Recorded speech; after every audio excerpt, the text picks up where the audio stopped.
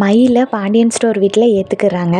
கோமதி அவங்களோட அண்ணன் எல்லாரும் வர்றாங்கன்னு சொல்லி ஆர்வமாக சமைச்சிக்கிட்டு இருக்காங்க. அப்போ திரும்பியும் மயில் வந்து அழுது பிரச்சனை பண்ண ஆரம்பிச்சிடுறாங்க.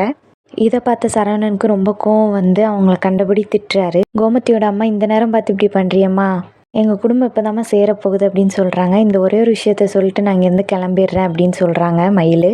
மாமா, உங்களுக்கு என் மேலே என்ன கோவம்? ஜெயிலுக்கு அனுப்புனேன்னு தானே உங்களுக்கு என் மேலே கோவம். ஆனால் நாங்கள் ஜெயிலுக்கு அனுப்புனதுக்கு ஐடியா கொடுத்தது இந்த சாப்பிட வந்திருக்காங்களா இந்த குடும்பமாக சேர்ந்து, இவங்க தான், கோமதியோட அண்ணன் தான் எங்களுக்கு ஐடியாவே கொடுத்தாங்கன்னு சொல்லிடுறாங்க. உடனே இதை கேட்டோன்னு எல்லாத்துக்கும் ஷாக் ஆயிடுது.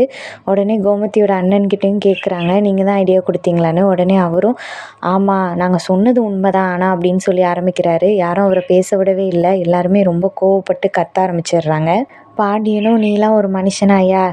நாங்கள் வந்து உங்களை எவ்வளோ நல்லவங்கன்னு நினச்சோம், எங்களுக்கு உதவி பண்ண வந்திருக்கீங்கன்னு நினச்சோம். ஆனால் இப்போ தானே தெரியுது நீங்களே ஜெயிலுக்கு அனுப்பி நீங்களே வெளியில் எடுத்திருக்கீங்க அப்படின்னு சொல்லி. இதெல்லாம் நடிப்பு தானே, நாங்கள் கூட உண்மை நினச்சிட்டோம். அப்புறம் வந்து கோமதியோட அம்மாவும் அவங்களோட அண்ணனெல்லாம் திட்டுறாங்க.